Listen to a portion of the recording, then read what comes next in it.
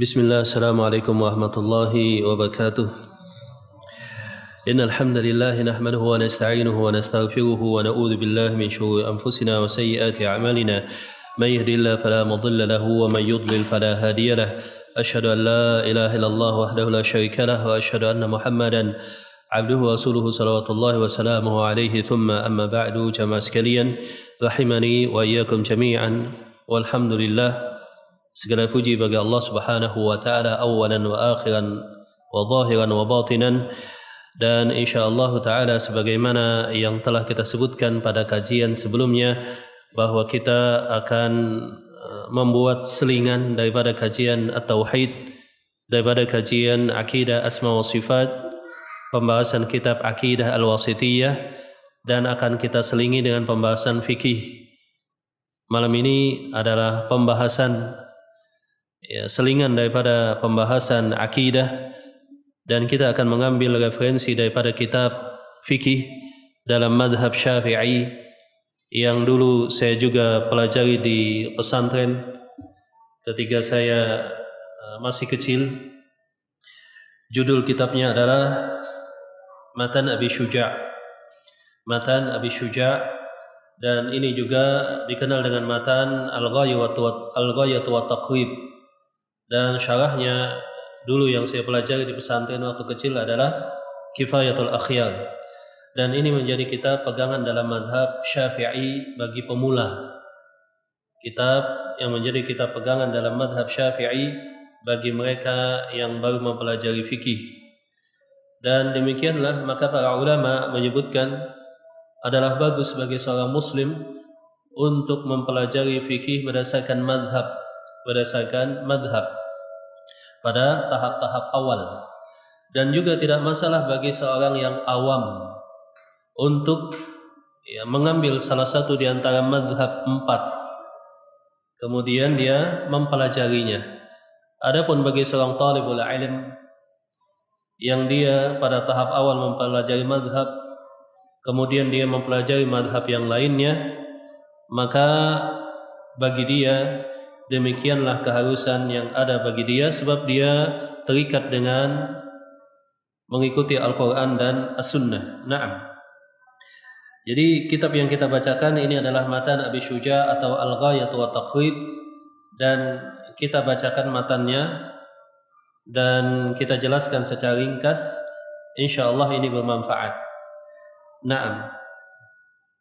Kitab ini ditulis oleh Al-Qadi Abu Syuja' Ahmad bin Hasan bin Ahmad Al-Asbahani, di mana beliau dilahirkan di Basrah pada tahun kurang lebih 445, dan usia beliau kurang lebih selama 160 tahun.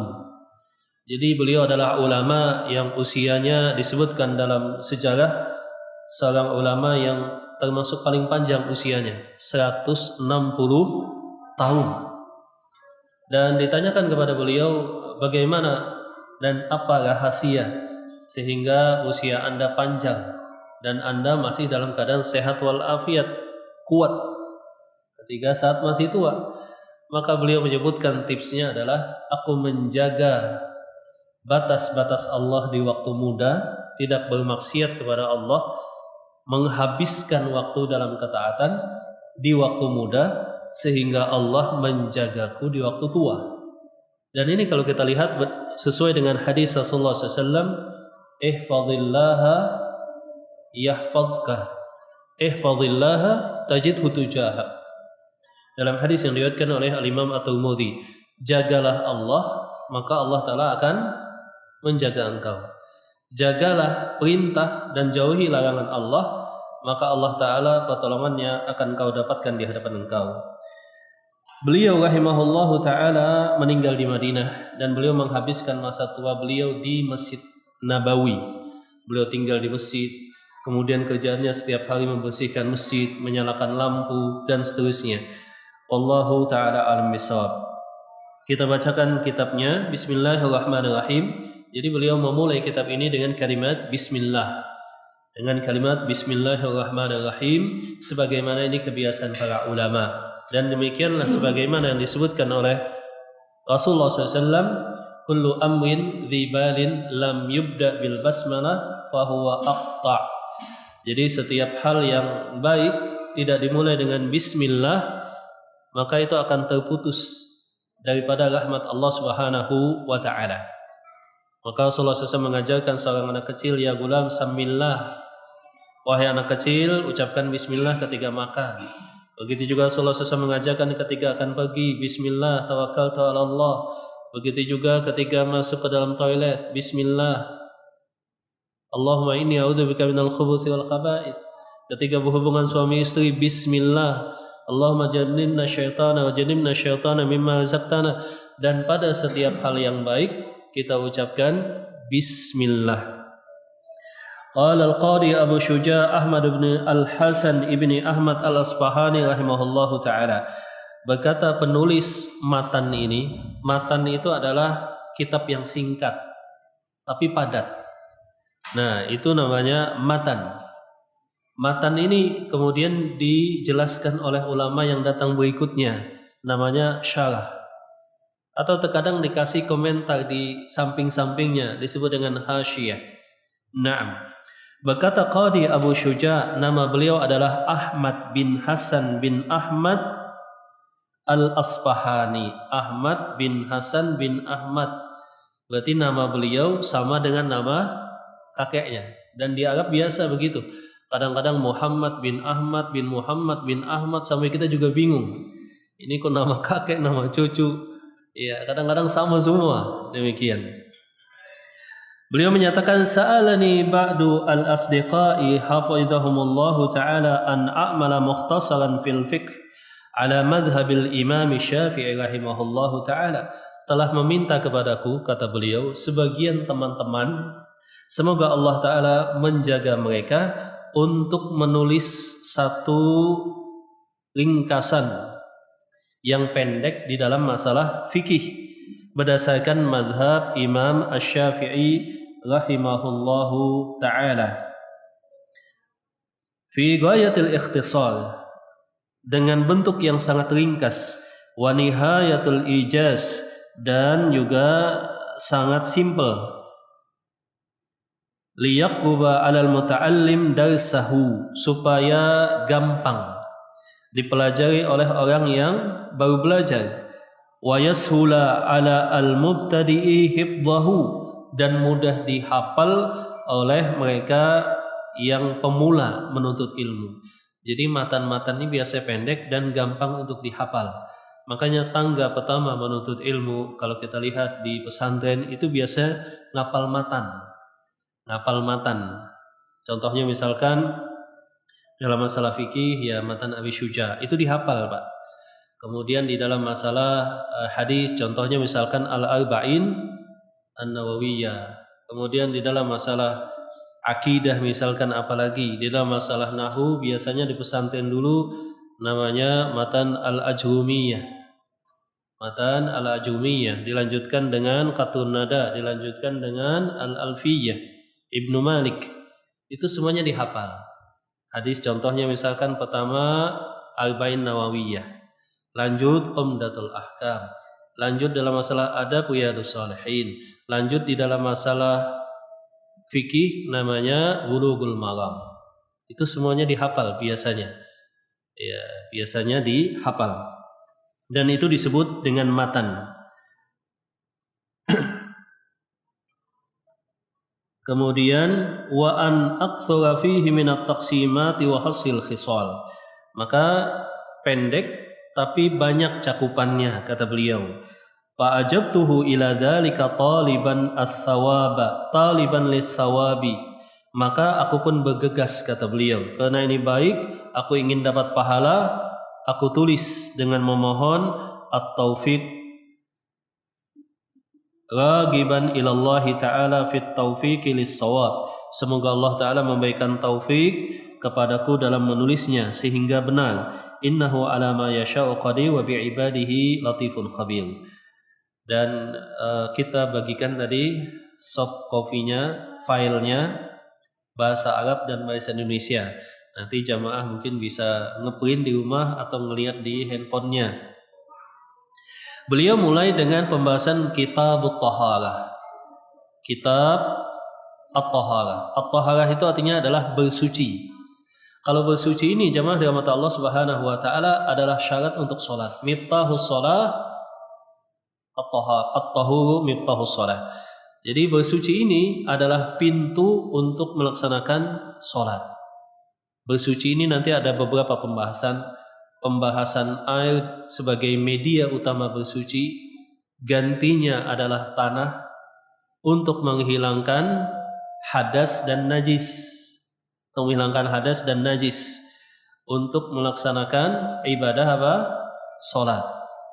Kitabut Taharah, tentang kitab bersuci. Anwa'ul miyah. Kita mulai kata beliau dengan pembagian air untuk media bersuci. Ya, tentu saja umat Islam ini kan dekat dengan kesucian. Maka Rasulullah SAW bersabda, at-taharatu nisful iman atau kama qala sallallahu alaihi wasallam. Kesucian itu sebagian daripada al-iman. Suci itu lebih penting daripada bersih. Ya, itu lebih penting daripada bersih. Kalau seseorang suci walaupun terlihat kotor itu sudah bisa sholat, Pak. Tapi kalau seseorang bersih, Masya Allah, necis pakaiannya, ya bahkan berdasi segala, tapi ada najis, itu nggak boleh sholat. Jadi dalam Islam lebih ditekankan suci daripada bersih. Tapi yang ideal adalah suci dan bersih. Jadi suci dengan bersih itu beda. Suci dan bersih itu beda. Al-miyahu allati yajuju biha at-tathiru sab'u miyah. Ketahuilah kata beliau, perincian air yang biasa dipakai untuk bersuci itu ada 7 yang kita kenal kata beliau. Yang Allah Ta'ala ciptakan, ma'us sama air hujan, wa ma'ul bahar air laut, wa ma'un nahar air sungai, wa ma'ul bi'ir air sumur, wa ma'ul ain air sumber, wa ma'ul thalad air salju, wa ma'ul barat, ya, dan juga air embun. Jadi kata beliau, hukum asalnya semua air itu suci dan mensucikan. Kalau dirinci jenisnya ada 7 tadi. Kalau dirinci jenisnya ada 7. Jadi tidak perlu ragu ketika di laut, ya wudu pakai air laut. Ketika ada es itu juga bisa dipakai untuk bersuci. Ketika embun itu juga boleh. Intinya semuanya bisa dipakai untuk bersuci selama suci dan mensucikan. Maka beliau kemudian merinci aqsamul miyah, macam-macam jenis air. Tsummal miyahu ala arba'ati aqsam. Ketahuilah bahwa air itu dalam penggunaannya untuk bersuci ada 4 jamaah. Ada 4 macam. Yang pertama adalah tahir, suci pada zatnya. Ya, jadi dia suci.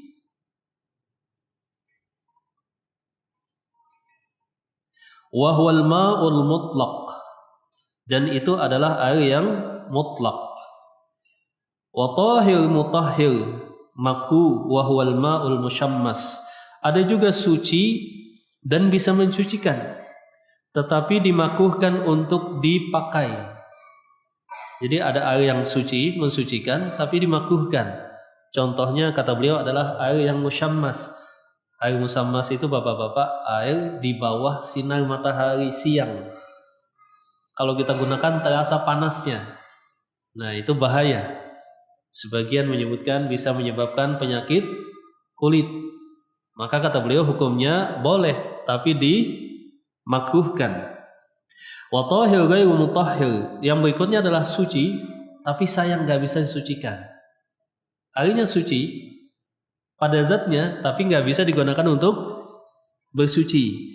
Ini kata beliau ada 2. Yang pertama air mustakmal. Air mustakmal itu adalah air yang sudah dipakai.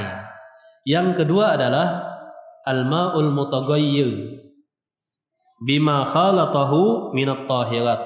Air yang suci tapi tercampur dengan sesuatu dan dominan percampurannya. Contohnya misalkan air dikasih teh, namanya berubah menjadi air teh. suci tapi nggak bisa digunakan untuk mensucikan. Air dan tercampur dengan sabun. Percampurannya dominan sehingga disebut dengan air sabun.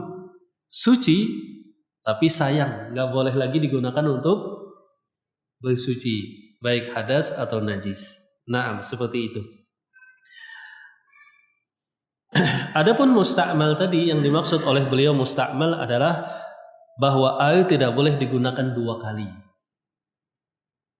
Contohnya air terbatas volumenya, kalau digunakan 1 kali tidak boleh digunakan yang ke-2 kali, walaupun masih suci, seperti itu. Dan yang kedua maksudnya adalah bahwa air yang telah digunakan tidak boleh tercampur dengan air lain yang belum digunakan kalau volumenya terbatas. Yang dimaksud kata beliau adalah adna au tahta al-qullatain, volumenya di bawah 2 qullah. Qullah itu kurang lebih ada bak, Pak, ya kan? Kemudian segi 4 seperti itu, panjangnya kurang lebih 1 hasta. Berapa senti ini ya? Ya 47, 46, ya 50 lah. Setengah meter seperti itu. Volumenya berapa liter berarti itu ya? Berapa, Pak? Hitung aja. Nah, itu 1 qullah. Kemudian 2 qullah. 2 kali seperti itu. Nah, kalau 2 qullah tadi maksud beliau adalah boleh wudu langsung ke situ. Percampuran tidak memudaratkan. Tetap air yang suci dan mensucikan. Kalau kurang daripada 2 qullah, nggak boleh begini maksudnya. Atau nggak boleh bekas kita wudu nyemplung ke sana. Air tadi sudah namanya apa? Musta'mal. Musta'mal tadi artinya telah dipakai, suci tapi nggak bisa lagi mensucikan. Ini adalah pendapat yang dipegang dalam madhab Syafi'i. Adapun pendapat ulama yang lain adalah permasalahan 2 qullah tadi bukan masalah dipakai atau nggak dipakai, tetapi permasalahan najis. Perhatikan hadis 2 qullah, innal ma'a idza balagal qullataini lam yahmilil habath. Air kalau sudah 2 qullah tidak memudaratkan jatuhnya najis, kecuali najis tadi bisa mengubah baunya, rasanya, dan warnanya. Jadi konteks 2 qullah mazhab lain dalam konteks apa tadi? Kejatuhan atau kemasukan apa? Najis. Dalam mazhab Syafi'i konteksnya apa? Kejatuhan najis dan juga apa? Air yang sudah dipakai. Makanya biasa kalau di kampung-kampung itu hati-hati, Pak, nanti mustakmal. Nanti kita bahas bahwa yang lebih kuat insya Allah tidak ada istilah air mustakmal, sebab Rasulullah SAW sebagaimana dalam hadis Utsman bin Affan dikeluarkan oleh Bukhari dan Muslim, beliau ketika wudu itu pakai baskom, Pak. Di awal ditumpah dulu, nggak masuk ke baskom. Tapi sesudah beliau mencuci tangan 3 kali, tangan beliau masuk ke dalam baskom. Padahal baskom kan kecil. Kalau berdasarkan ini harusnya disebut dengan air yang musta'mal. Seperti itu ceritanya. Naam. Wal qullatani 500 ritlin bagdadiyin taqriban fil asah. Yang dimaksud dengan 2 qullah itu adalah 500 ritel Baghdadi. Jadi ini tentang pembagian air. Intinya ada air yang suci dan mensucikan, disebut dengan air yang tahur. Yang kedua adalah air yang suci tapi makruh digunakan, kata beliau. Contohnya apa tadi? Musyammas, kena matahari lama. Yang ketiga adalah air yang apa namanya tadi? Suci tapi tidak bisa mensucikan. Tidak bisa mensucikan karena kurang 2 qullah atau dia berubah dengan berubah rasa, warna karena sesuatu yang suci. Kalau berubah dengan sesuatu yang najis, maka itu najis. Yang keempat baru air yang najis. Yang keempat baru air yang najis. Air najis adalah air yang tercampur dengan najis. Kalau dia berubah, otomatis mau 2 kullah atau tidak 2 kullah. Kalau dia terkena najis dan volume airnya di atas 2 kullah tidak berubah, maka suci. Seperti itu. Tapi kalau di bawah 2 kullah walaupun tidak berubah, maka otomatis najis. Dan sebagian pendapat menyatakan 2 kullah itu hanya patokan umum. Biasanya kalau di atas 2 kullah nggak sampai berubah. Sebagian dan dikatakan kalau di bawah 2 kullah umumnya berubah warnanya, rasanya. Tapi saya masih bingung, air yang berubah dengan najis, warnanya, rasanya, baunya, uji cobanya gimana Pak? Kalau masalah rasanya, ya kan? Kalau baunya ya ketahuan, kalau warnanya ketahuan juga. Tapi disebut wata'muhu dan rasanya. Rasanya tadi kan ini juga. Nah, seperti itu. Itu saya bingung. Dari waktu kecil kok disebut rasanya juga. Tapi insya Allah nggak sampai harus di inilah. Maksudnya ya estimasi saja, diduga saja. Kita lanjut. Tathiru juludil maitati, membersihkan kulit hewan yang menjadi bangkai. Nah, yang namanya kulit itu bisa dimanfaatkan. Zaman dulu itu kan kulit dimanfaatkan untuk macam-macam ya. Terutama untuk baju musim dingin atau untuk kaos kaki, jaket terutama. Kemudian untuk kantong air terutama. Itu penggunaan kulit.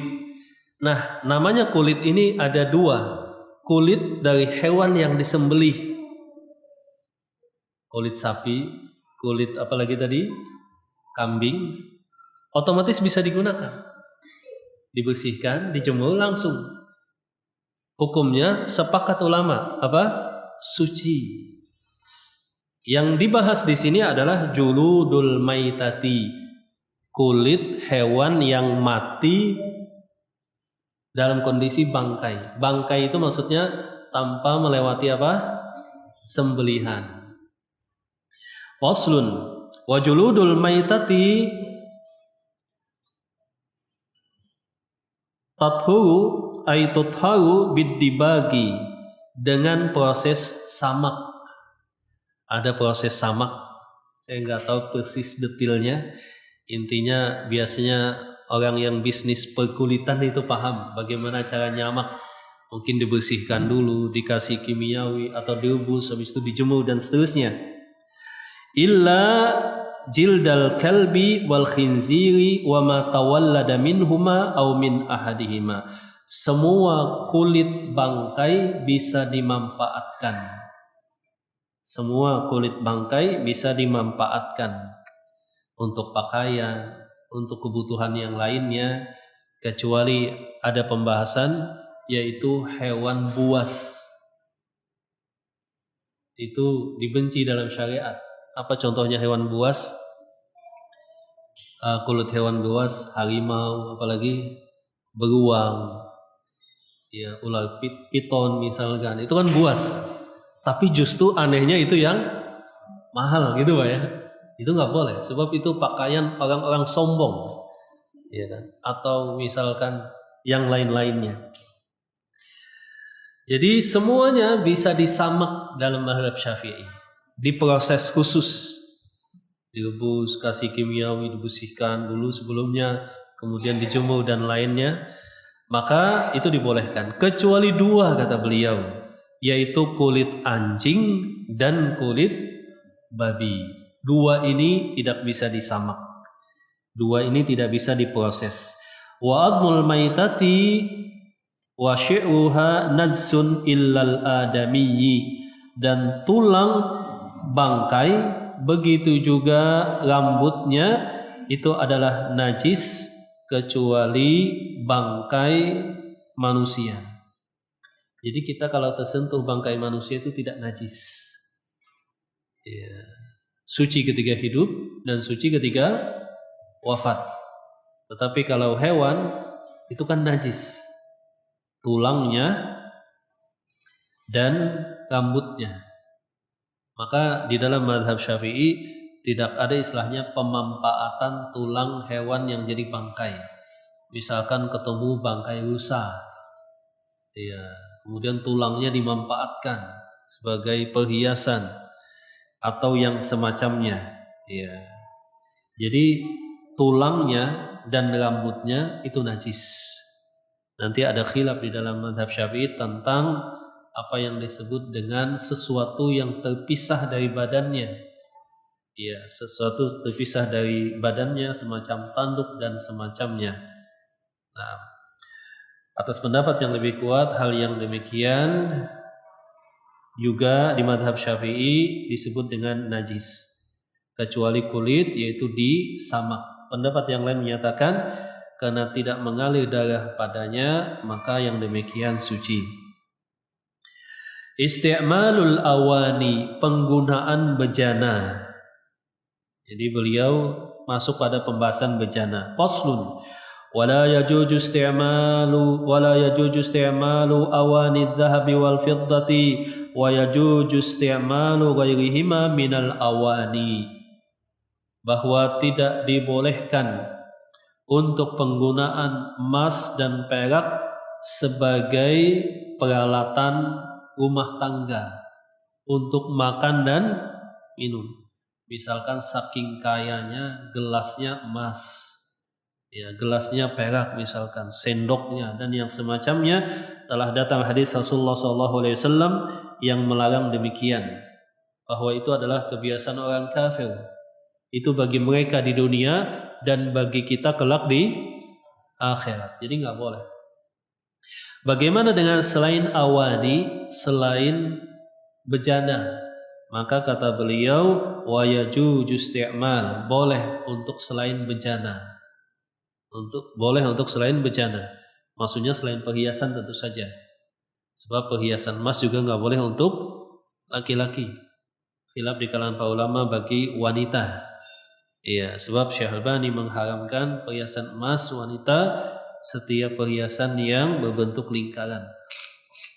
Adapun pendapat yang lebih kuat, halal untuk wanita di depan mahram dan diharamkan untuk laki-laki. Bagaimana kalau buat rumah dari emas?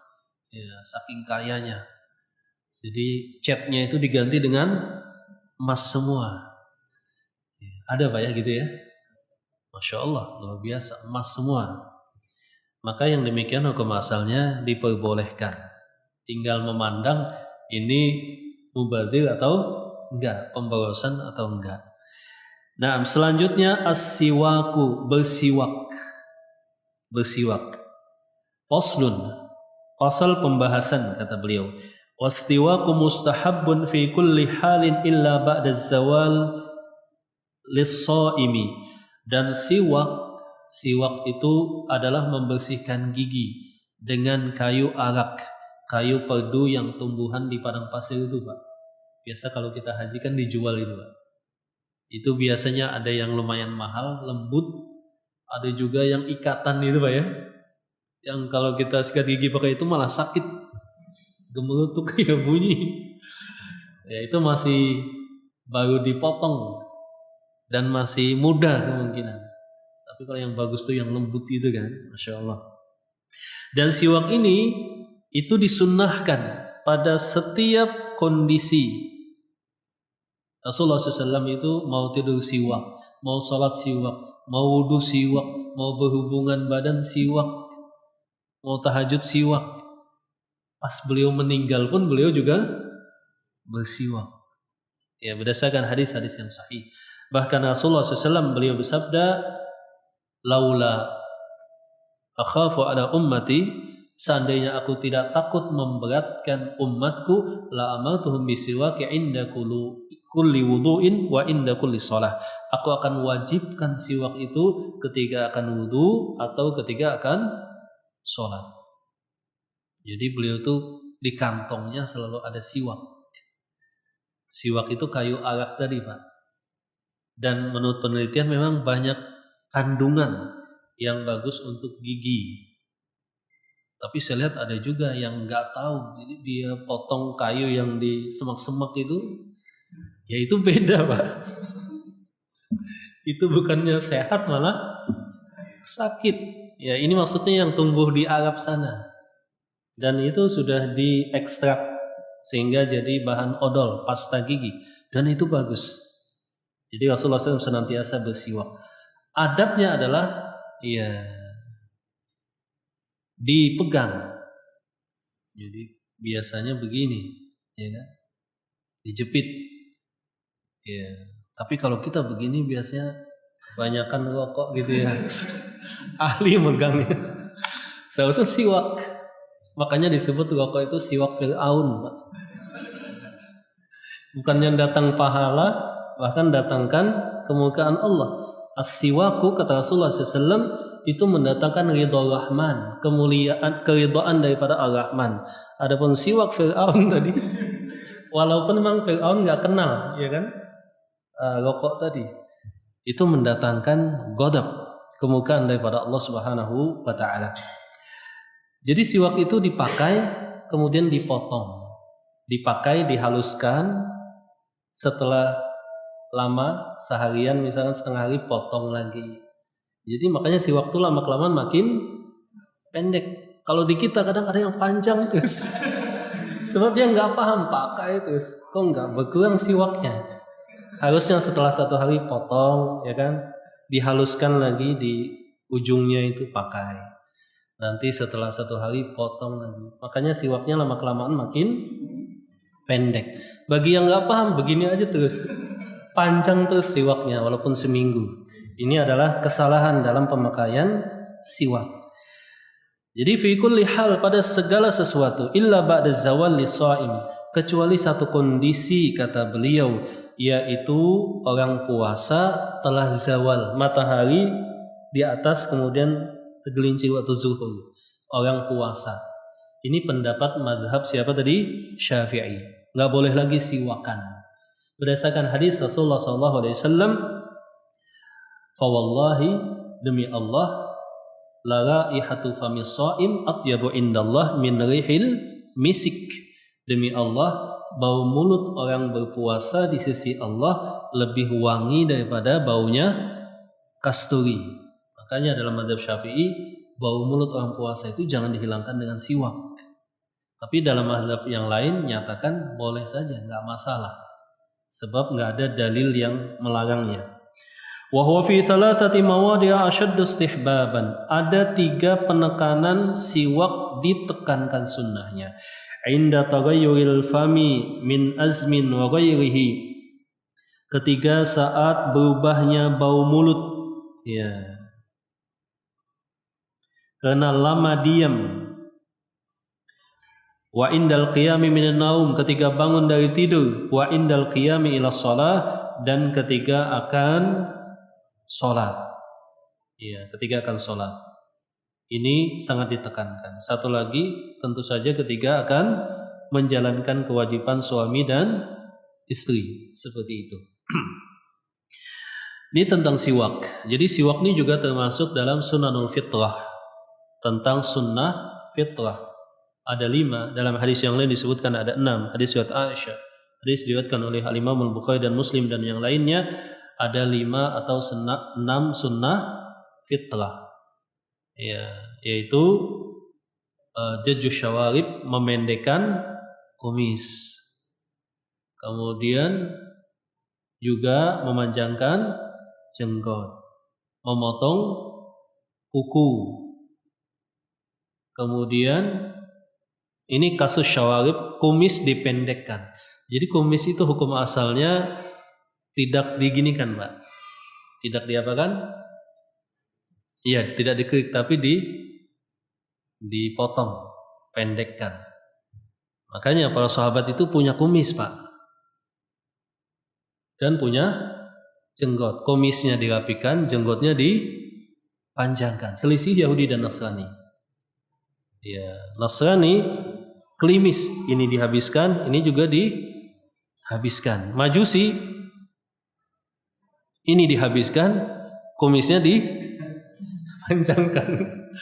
Nah, kalau Yahudi beda lagi, kumis panjangkan, jenggot juga dipanjangkan. Kalau Islam kumis dipendekkan, dirapikan, jenggotnya dipanjangkan. Jadi kumis dipendekkan, wanatful ibd, dan rambut ketiak dicabut. Jadi rambut ketiak dicabut.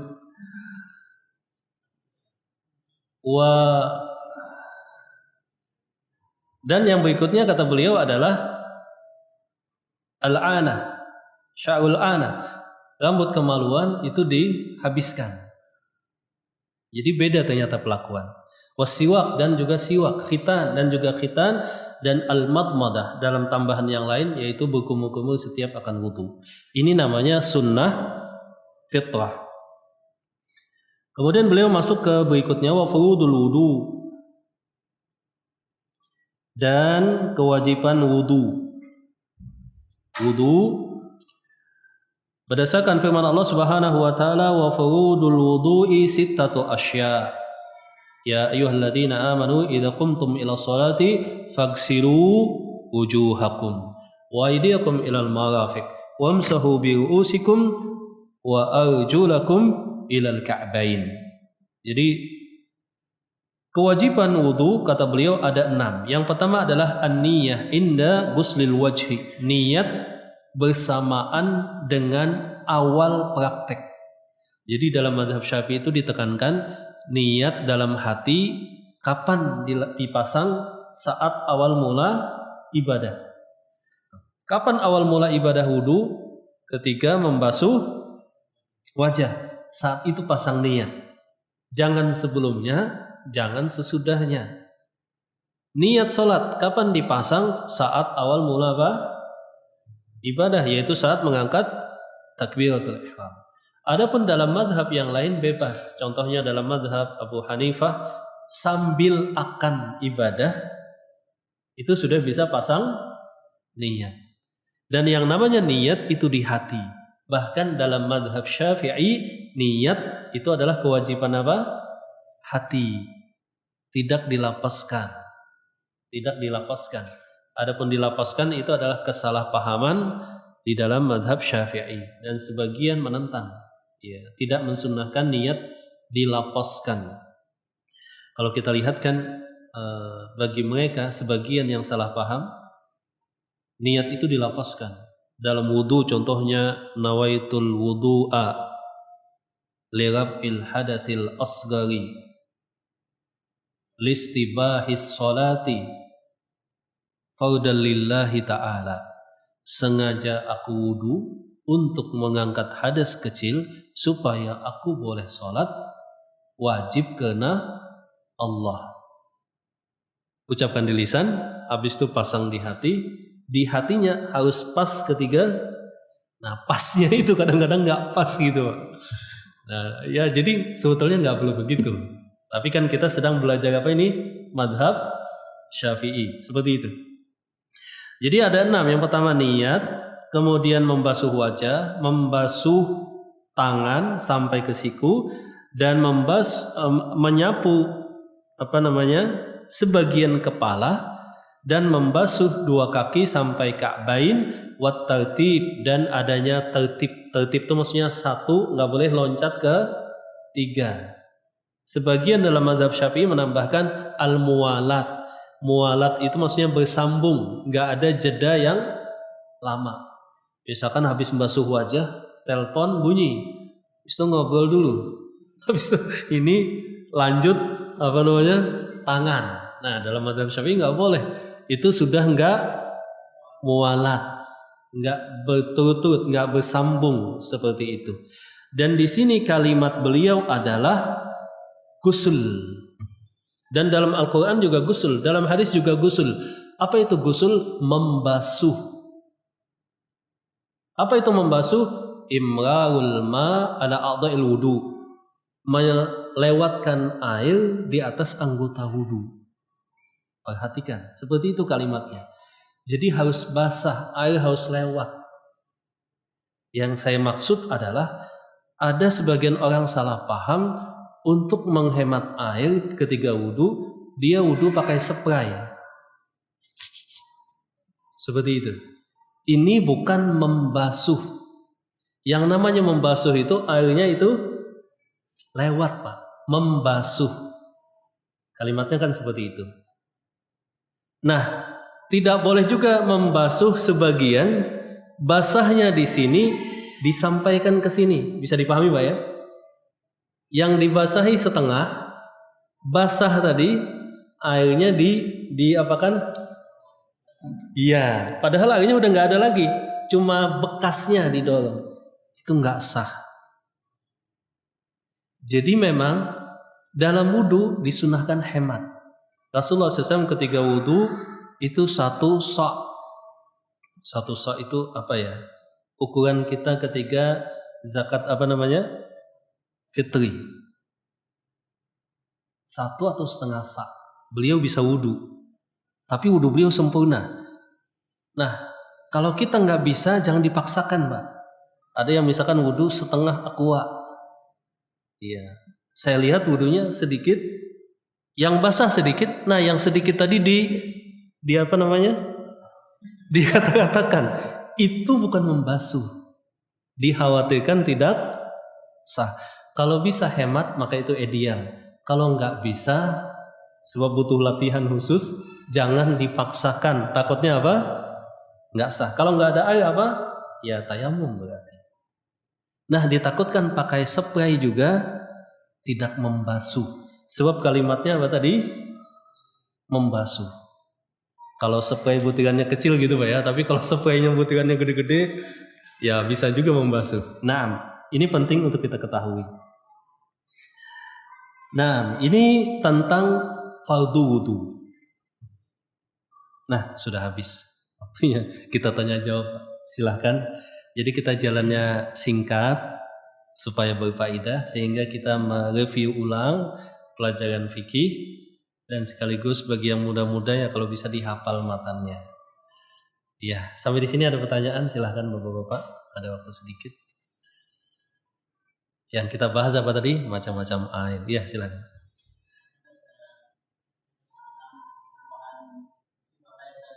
Ya. Warna, bau dan rasa.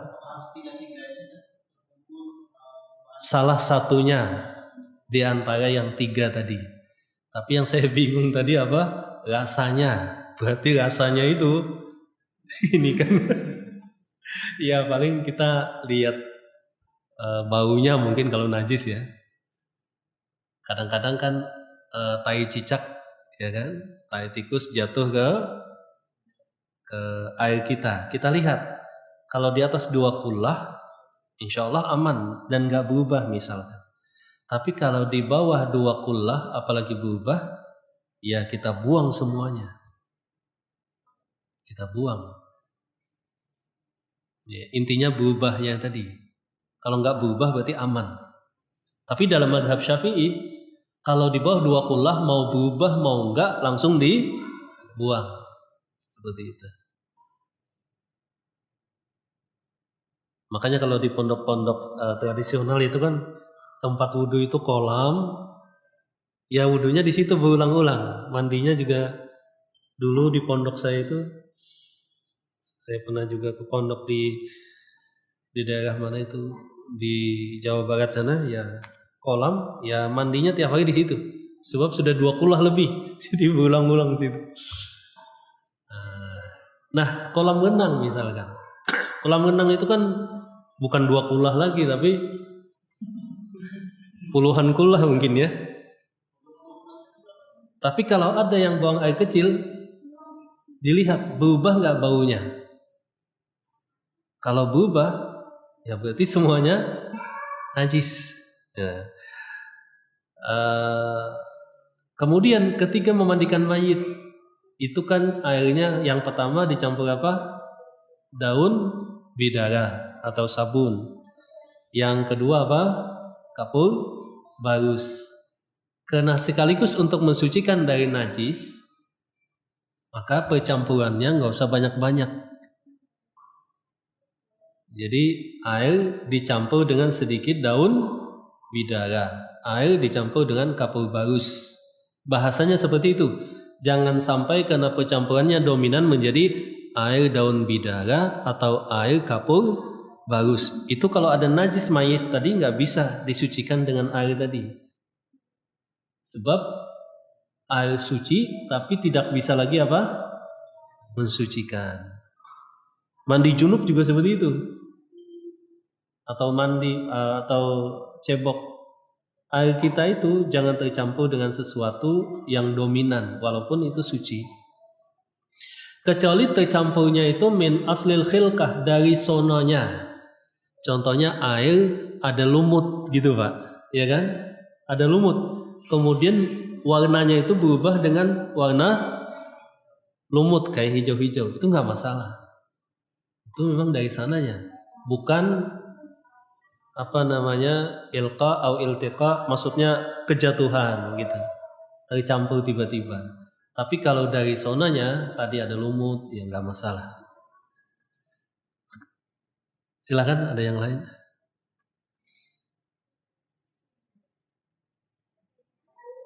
Begitu juga air yang didaur ulang, itu juga boleh. Dengan catatan tidak terdeteksi lagi najisnya. Tidak terdeteksi lagi najisnya. Beberapa negara ya jumlah air bersihnya segitu-segitu juga. Itu setiap saat yang didaur ulang. Ketika tidak terdeteksi najis, ya berarti boleh untuk digunakan bersuci. Untuk digunakan bersuci. Ya.